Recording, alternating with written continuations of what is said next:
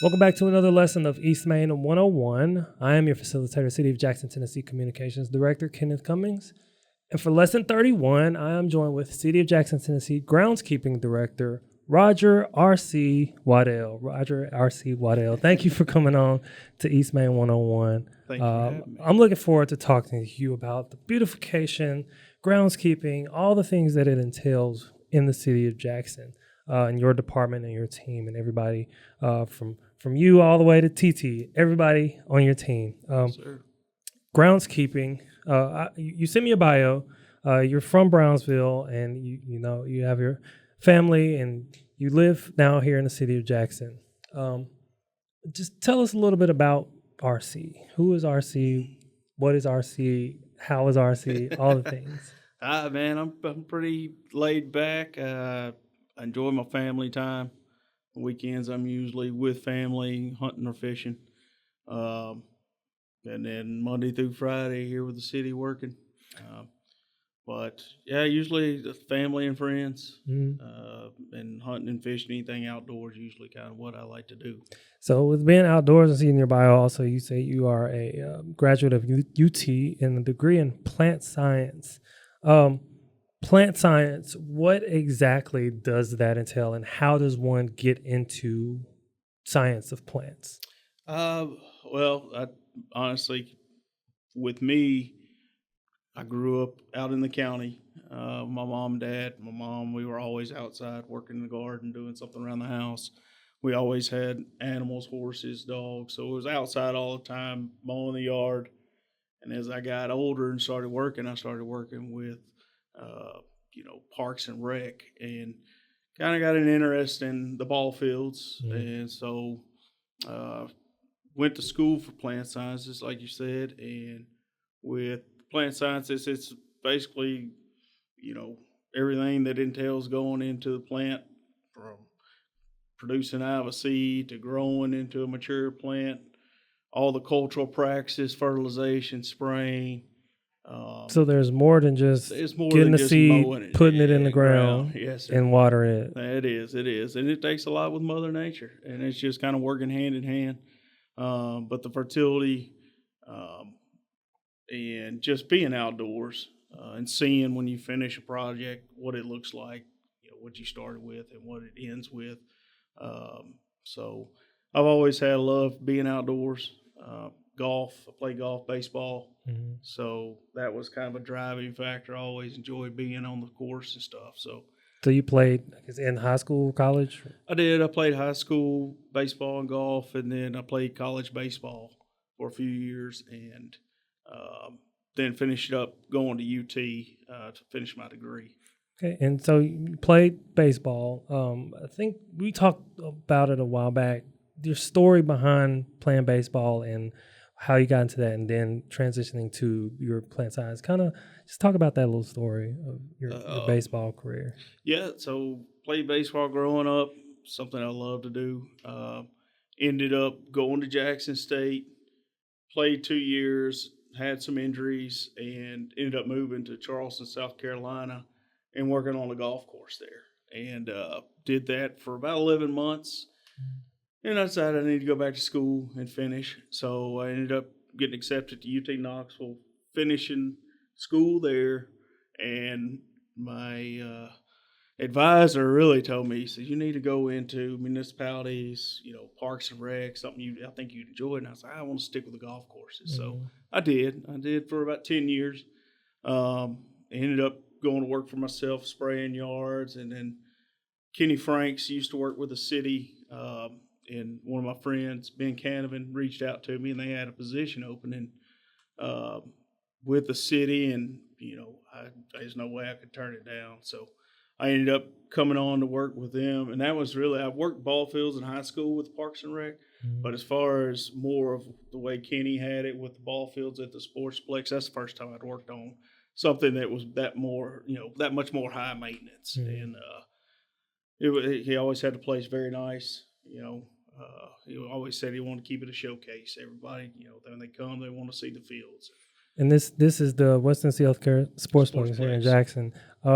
by reads that you started there in the spring of 2015. That's right. Talk about your time there and what grew your love into groundskeeping for municipalities. So, there, it was at the time we had 3 full-time positions, and we were responsible for the 17 fields there at Sportsplex.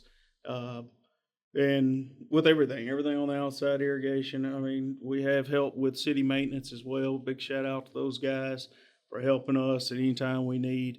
But just being outdoors, seeing, and then kind of being approached with, maybe looking at the soccer fields, looking at Melissus, and just kind of helping.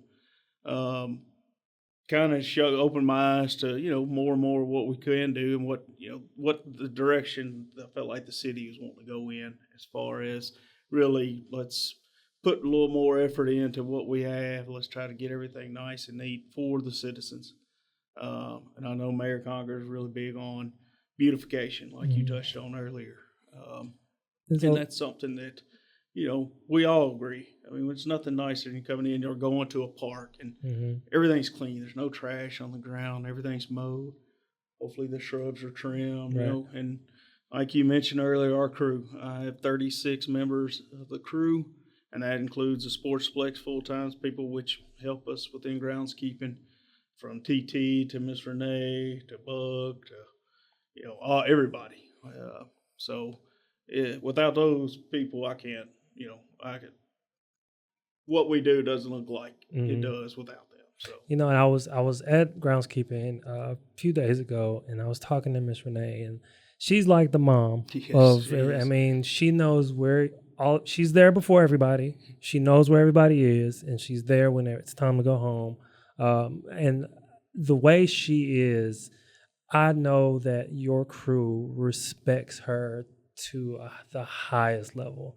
I mean, she's there when everybody's gone, but she takes care of you all, and I know from how she is, everybody takes care of her. That's right. Talk about Renee as the voice you hear when you call groundskeeping. That will be Miss Renee. Miss Renee, like you said, I tell her she spoils the guys all the time because, like you just said, she is our mother figure. Anything those guys need, she will get done, take care for them, and then she knows if there's anything that she needs, she don't have to ask. Right. She just tells them, they go and do it. I mean, they meet her at the car in the morning and get her bags out of the car and bring them in, and they take them to the car in the afternoon. So it's spoiled both ways. It is. And so Renee, shout out to her. She's fantastic. She's a wonderful person to talk to. I mean, just talking to her sometimes I don't think I'll ever leave because we can talk all day. She is. Not just because she's a talker, but because she has so much in common. Yeah, she is. She's very down to earth and just a great person, inside and out. And like I said, she does so much that people don't realize for our guys and ladies with TT. And like I said, anything they need through personnel, whatever it may be, if she can do it, she's going to help. And it takes a lot in groundskeeping. We'll get into that, but first, you became the director of groundskeeping in 2023. Yes, sir. That transition from the Sportsplex to groundskeeping, was that something that you ever thought you would be doing? I didn't. I did not. I enjoyed the ball fields, but in the same sense, when I was asked about it, it made sense because the guys that I had that are at the Sportsplex now, they've got it under control. They know they need me, they call me. Same thing, if I need them, I call them. And just being able to hopefully bring a different set of eyes in and help, see things in a different way. And with my crew, you're going to ask them, just trying to make us work smarter, not harder. Whether it be the equipment that the city provides us, or just looking at it a different way and maybe saying, hey, let's try this. As long as the common goal is all the same and the end product's the same, how you get there is, it's going to be different with person to person. So getting everybody on the same page. But I really didn't think that I ever would have gotten in the groundskeeping side of it. But I'm glad. I mean, the way everything's worked out, the first day there was, a little different. It was a Yeah. little awkward, but Yeah. the crew took me in. We all got along very well, Mm. uh, and I think that everybody has really jumped on board on what we're trying to do. And knowing that, I'll do anything that I ask them to do. Yeah. And, that's the way I am. I think respect is earned, it's not given. And I think a lot of my guys and ladies, they appreciate that too. And one thing I've noticed for a lot of the what I call public facing department heads, such as like you and Austin and for Johnny Weddell, you're out there with your team. You're not just sitting behind. When I went to go visit Renee, it was just her. Yes, you sir. weren't there because you were probably out doing some groundskeeper. Like you're the director, but you are a leader in such a way that you're going to go out and mulch. You're going to go out and leaf blow. You're going to go out and cut some Whatever we have weeds. to do. Whatever you have to do to show, hey, I'm just a part of this team as you all are. I'm just the title director is on That's my right. name, but I'm going to be out there. But groundskeeping for a city, there's a lot of ground in the city. There is. But the main things that you all focus on are kind of city property. Just kind of explain. We a little do. We have pretty much all the city properties. That's including fire departments, the police, the Carnegie, the Ned, Civic Center, all of your parks, and then some other areas too that are just kind of what the city has inherited, or we don't have to mow any of the vacant lots. Mr. Stan and his crew that he has takes care of it, which has helped a lot.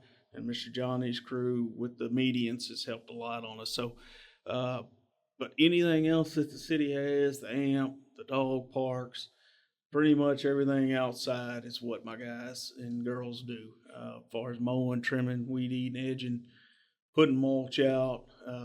We're planning on working and starting this fall, planting some bulbs and stuff for the spring, and doing some other areas too with some more wildflower and just kind of beautifying the downtown areas where I want to kind of start. Gotcha. So that's kind of when you drive in, you want it to be You pretty. definitely, whenever you drive into any city, you want to see, you want to feel welcomed in. That's right. And, the groundskeeping side of it is one of the ways. Of course, we can't control private property. Sure. But driving into like downtown or coming in from Airways on the east side or the west side, and we're coming in from Effie Wright on the east side, or even coming in from the south. When I first moved here in 2010, I took a tour, went down south, and then coming back, there's that J that just kind of welcomes you in. It's one of those things, you beautify that. It's like, oh, I feel welcome here in the city. So your crew, I see them out, and it could be hot, cold. They're mulching, they're leaf blowing, they're doing the work, and I see the passion that they have. Kind of talk about the crew that you have, all 36 of them, and how they work. Oh, I have a gentleman who's been there 40 years, 30 years, 25. So really, I've been pretty fortunate. Everybody on the crew gets along. It's kind of like one big family. Miss Renee's the mom. Yeah. So I've got guys that mesh really well together and work well together. So a lot of my crews are 2-man crews. I have one 3-man crew that kind of helps bounce around because there are places where there's only one person that's there mowing and weed eating and trimming. So we can't do everything, so they'll come and float. Like I said earlier, I'm very, very fortunate with the guys and the ladies that I inherited. When I first came on, we had a few PPL guys. We don't have any more. We're at full staff, and honestly, I couldn't ask for a better crew. But anything I ask them to do, they're more than happy to. We go and get it done. And if somebody's out, I can ask them to go pick up what they weren't getting done or didn't get done, and they go and do it. So, like I said, I've got people there 5 years to 40 years, ranging from 25 to 65. Yeah, and for something like this, you really have to have a heart passion for it. Being outside. I love being outside, but planting and mulching is just not my thing. It's- I love being out. I love walking. I love enjoying the fruits of what you all do. I love the parks. And so I think that it has to with the crew that I have, it takes them kind of seeing that end product and taking pride in it, and they do, and and that's what I tell them. What you don't do, it's going to show. Yeah. And they all know what I'm talking about. If there's weed eating, mowing, your flower beds hadn't been sprayed, and just I tell them I'm not here to stand over your back and tell you what to do. I'm here to support you and help you.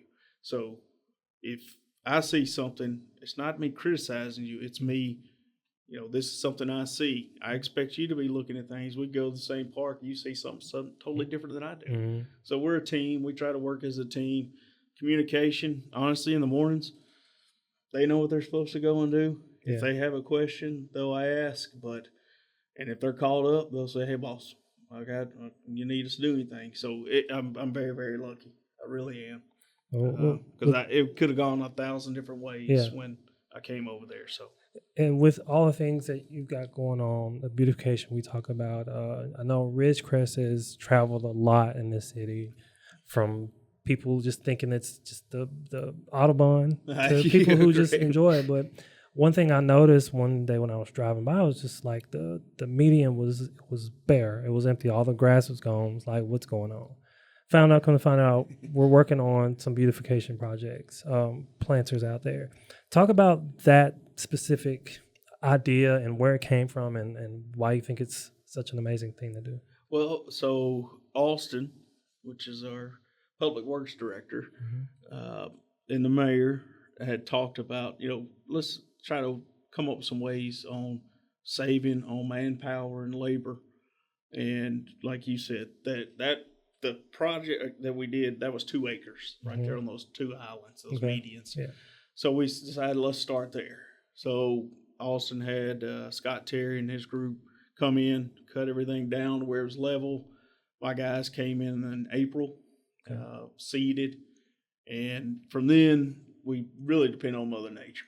So the wildflower mix that we used had an annual and perennial in it.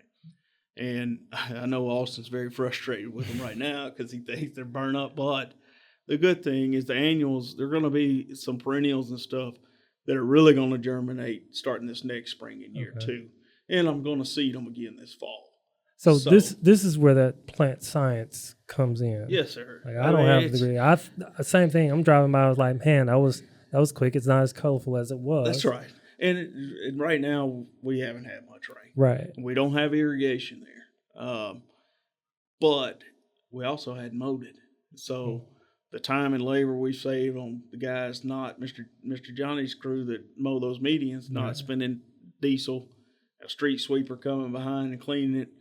Feel like, for the price of the seed and what we've saved, I feel like we've excelled there. And now, is it as pretty as we want it to be right now? No. And believe it or not, Austin's working on a water truck as we speak to where we can, if we could run into a drought situation, we can actually water. And that's what I told him. I said, well, it kind of alleviates the point of us not doing anything. Right. And I told him this winter, what is standing, we'll kind of go over and just kind of knock down. Those seeds are going to go on the ground. Just recycle. Yep. And so talk about some of the other beautification ideas and projects that you have coming down the line. So we also work hand in hand with Keep Jackson Beautiful, the downtown planners, master gardeners, whoever that needs. And Miss Elvia, we have come up with. We'd like to start round about the Carnegie, maybe the Ned, around City Hall, and trying to redo some of the flower beds. Try to bring some color, and because a lot of the shrubs and plants that are around the city now, they're as mature as they're going to get. And whoever planted them did a great job, but it's time to kind of let's change up. Let's put some color. Yeah.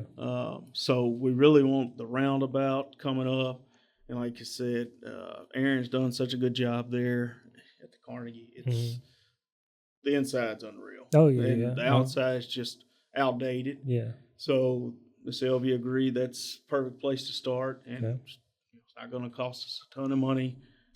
But like I was telling Miss Christiana, really like to have some eyes on it, and let's come up with a good game plan. So it's just having communication with the other department heads and people that work for the city, Yeah. and I feel like that everybody works pretty good together, And that's a it good makes thing. nice. Yeah, it makes it a lot nicer. And with more color added to these locations, I, as a photographer, as an artist, Oh yeah, I'm looking. I see stuff when I go to the park and take my little girl. I've been Look to for Liberty somebody to take a Garden. Yeah, I picture. look for some places like that, and because I work for the city, I have that mindset of I want to make sure it's not just nice for me, but for everybody who's coming. I get to the park, I'm good because I see that it's clean. The weeds are weeds are ate. You guys have taken the weed eater out and done your thing. Cut the grass, make sure the sidewalks are clear. Sit my little girl down, take some pictures, and that's one thing. When I see the photos that people take, I think of groundskeeping. It was like, man, look at what they've done to make this area look good for them. To post these photos and things like that. And I guess that's one thing that you all look at as well. You think about. It is. That's where that pride comes in of seeing the after picture of what we do and why we do it. Because like you said, it takes special people want to work outside when it's 100 and when it's 20 degrees outside. Because my crew does help in the wintertime pick leaves through the city. So it's not like it's just a 6-8 month a year job. These guys are out in it 12 months out of the year, and they don't complain. We provide them with, the equipment they need and also the clothing. And I mean, I'm not, like I said, I'm not going to ask them to do something that I wouldn't do or haven't done. And I want them to be taken care of. I mean, I want them to treat them like you want to be treated. Exactly. And so I think that's why we all get along very well. But I guess I'm pretty blessed on my crew. Well, from beautification to just technology in groundskeeping, there is technology. It's not just shovels and rakes and weed eaters and leaf blowers. You've got some technology in the groundskeeping department. And talk about some of those things that you have and some ideas that you might have in the future. So we were blessed. Parks and Rec went and we leased a turf tank to a robotic painter for our soccer fields at K. Campbell and North Park. Turned you might as well say a 6 to 7 man, all day, 8 to 10 hour job painting fields. Because we got a lot of them, especially at North Park. At North Park, we do. I can have, at North Park, like right now with our season, we have the City League plays on 1 through 5. Mm-hmm. Now, on one field, there may be 8 fields on that one field. It's basically an iPad. You just put in your dimensions. Mm-hmm. The robot goes, marks them. For a full-size field, right around 22 to 23 minutes. Wow. Which, no strings pulled. Used to, you'd have to pull a string and walk it and make sure the line's straight. Yes, sir. But this robot, it's when everything works properly on it, and we've had very few little hiccups. It works fantastic. It saves us so much time, and believe it or not, a lot of paint too. It's very, very efficient on the paint. So without having it, it would make my job a lot more difficult with the soccer fields, paint football fields. You can do baseball. I mean, you can do parking lots. I mean, it's very universal as far as with the technology that comes. Emblems. So it's like a GPS tracker. It is. Okay. You set a satellite, basically a post, set up your GPS, and then it recognizes it, pops up on your iPad. You select, what field it is you're wanting to do. So if we're, say, on one field, they may have 3. If we're only playing on 1 that week, I'm not going to paint the other 2, waste product and time. We're going to paint the 1, without having to pull strings and stuff. It's for a smaller field, those little 6U fields, it may take 6-7 minutes to paint. I mean, it's a time saver. And technology, just like with our vehicles, the electric battery, The mowers, there are options out there. To me personally, and we've demoed a few. Okay. We've also demoed some that were autonomous, GPS, but it was also a gas motor. Not quite there yet, in my opinion, with the battery operated stuff. Just like your hand tools, battery runs out, you've got to charge it. Right. It's got to have a docking station to charge. You can't, the whole idea of being able to leave it and mow at night, and then our guys come in the morning, we clean, it gives us time to do other things. In a perfect world, that would be ideal. Okay. We're not there yet. Oh. But, for a homeowner that has a zero lot line, those battery operated little push mowers and the little robotic mowers, perfect. I mean, you can set it up for a daily schedule, a weekly schedule, do it come out and mow when you. So there are places for them, but with us, I mean, I'm going to say probably one of our fire stations. It's probably one of the smaller properties that we have, and you're still saying maybe close to a quarter acre. When you start mowing 2, 3, 4 acres, it's just the battery life is not quite there. Right, it'll run out. You have to, and you're going so you'll have half the grass cut right. and half of it not, and you don't want it to look like that. So. But I mean, the thought process and what they're trying to do. If you look in the agriculture side, your combines and stuff are all run by GPS. Yeah, there's still someone sitting in it just in case. But they take their hands off the steering wheel, it does its thing. So it's something that's coming, and I'm open to it. But I do love my employees too. That's right. And I need them. You still have to have the people to work these machines. That's right. There's nothing like a gas power mower. It is nothing like it. It is. The sound. They're more efficient now than ever. And for what we're mowing and doing, it makes more sense. So efficiency is the key. It is. That you want to make sure that, of course, we're cutting the grass, that, like you said, not half done, and resetting it for the next day. But we want to make sure that we keep our city. That's right. As beautiful we're as using our taxpayers the best way possible. That's right. We pay tax. I pay tax. You pay tax here, and be doing an injustice if we weren't, or I wasn't spending our tax dollars wisely. Awesome. And that, I'm big on that. There's no wasteful spending. Totally get it. So from beautification to the efficiency of new technology and groundskeeping, RC, I appreciate you for coming on, talking about groundskeeping in the city of Jackson. I look forward to seeing the new things that are happening. Look forward to seeing people taking more pictures around. I'm looking forward to taking pictures of the new things and with the ideas. I think I've seen Elvia's kind of a rendering of what she has for the Carnegie. It's going to look great. It's going to look good. It's going to look good. Love that building inside and out, and it's just going to get even better. It is. So, RC, thank you again for coming on Eastman 101. I appreciate you. And again, shout out to your team. Shout out to Miss Renee.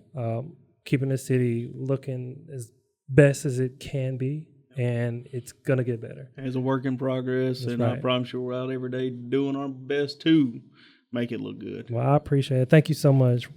So, as you know, we have a pop quiz. The pop quiz, 3 questions I ask my guests just to kind of get to know them a little bit better. Pop quiz question number 1. If you could design your dream landscape for any location in the city of Jackson, of course, that's city property, what would it look like? Well, considering everything that we have now, definitely color, like we've talked about with the beautification. Mm-hmm. I think what we talked before, I really want to concentrate on downtown first. Okay. Liberty Gardens, with the help of the Master Gardens and people out there, that place kind of runs itself. But downtown here, I feel like the growth and development that's going on here deserves some of our attention to try to match kind of what's being put, with all this new stuff that's being built. Like we were saying with some of the beds, it's time. We've got what we could get out of those plants. They've done what they can do. So let's start working on some areas that are visible when we come in. So our main attractions, the buildings that we've had forever that Yeah. are just beautiful. Let's do something to just not necessarily make them prettier, but just enhance the outside of them, because the people who have them now are doing a great job on what we have. So I really, downtown and the roundabout is kind of coming up from the roundabout to downtown, past Grubs. That's the main focus this winter, is trying to clean up some of the stuff out of there, and let's get some color and some stuff that not only is going to be there, but stuff's going to come back, some perennial plantings and stuff. So it's not costing us more and more money every year. And one thing you notice is when you take, like, when we as a city, we take care of our property, people look at us like, I kind of want to match that. That's right. And everybody on their private properties, they want to make sure everything looks good as well. So they do. And that's like you're saying, downtown, where from the roundabout up, where everybody has, they're building and developing, and we've got a lot of nice stores that have opened up here. So with the planners downtown, I never imagined the amount of support that they get, Miss Beth Ann and Miss LVOC, that the people who own those businesses really, they take pride in those things. They do. And that's what we want. I mean, a nice storefront, it attracts people, even if it's a store that, a store that I don't necessarily visit. Sure. It looks good out there. That's right. So that's kind of so cool. Pop quiz question number 2. What's one part of groundskeeping that people don't realize takes a lot of skill or effort? I guess just your timing on your fertility, your chemical applications. The label is the law. As long as you can read a label, you can apply the chemicals. But a lot of people don't want to take that time. And honestly, really just like we talked about, getting everybody on the same page with what we're trying to produce, whether it be in a ball field or a flower bed or, a yard. Just like I said, with our guys, they do a lot more than what people know. We clean restrooms, we open parks, there's a lot of things that people don't realize that we do, and, that the guys really, it's not in their job title, but we're going to take care of it. And they've been doing it, no complaints. But I guess really just getting everybody on the same page and working together. This is the most employees I've had, as far as with the golf course, maybe 15 to 20, some seasonal guys, but having this many people and the characters that I have, it's been great. It really has, and they make it a lot easier. But like I said, man, there's so many things that they do that nobody knows that they take care of. Like we talked about earlier, the plant science part that you never think about it, but there's a lot to it. Well, and just to be honest with you, in the agriculture side, I grew up in Haywood County. There was a lot of cotton farmers and corn and soybeans. Well, it was all a lot of families, right? So you had a grandfather, his son, and then a grandson.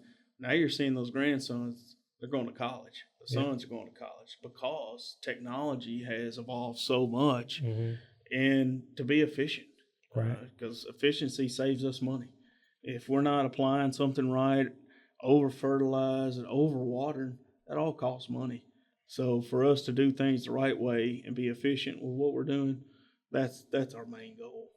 And for us to do that, and I think our guys do a really good job of it. And I see it. I'm sure the people of Jackson, they also see that as well. Pop quiz question number 3. What is the strangest or most unexpected thing you've ever found while working in the groundskeeping? Well, so I guess it's not, I guess it is a find. We also take care of the Riverside Cemetery. Okay. Last spring, I'll take that back. It would have been in the summer, probably around this time. I was out there mowing, just kind of looking at the place. We had it under contract. And a couple stopped me and asked if I knew where this marker was. And I was like, no, ma'am, I have no clue. But I said, I bet you I can find out. And luckily enough, Mr. Patrick, he's got the entire breakdown of that cemetery. He's got the books from way back when. Yeah. Ended up going and seeing Mr. Patrick. We identified where, and actually when the tornado came through, it had destroyed her marker. So we identified where her plot was, had the family order the grave marker. We got it all set, which very thankful. They live in Florida. Yeah. Kind of the strangest thing I'd ever had happen as far as, being able to help somebody, something like that. I never thought I'd be able to do. But for anyone that has never been out there, that is a really neat cemetery. Oh yeah, Riverside Cemetery. It's a very historic. There's a lot of history there in that cemetery. It really is. It's a lot of people from around West Tennessee. Founders are buried there. It really is. Well, that's a cool story. It was very, help somebody very out nice. in that area. So, R.C. Waddell, again, thank you again for coming on East Main 101. Groundskeeping, it is a job, and it's not just planting flowers. There's a lot more to it. It is. Shout out again to you and your crew at Groundskeeping. Thank you so much. So that does it for Lesson 31 of East Main 101. Don't forget to follow us on all of our government social media channels. And don't forget to opt in to our text alerts by visiting connect.jacksontn.gov. Be sure to visit eastmain101.jacksontn.gov to subscribe to our YouTube, Spotify, or Apple Podcast channels to listen to each lesson in its entirety. Until next lesson, class dismissed.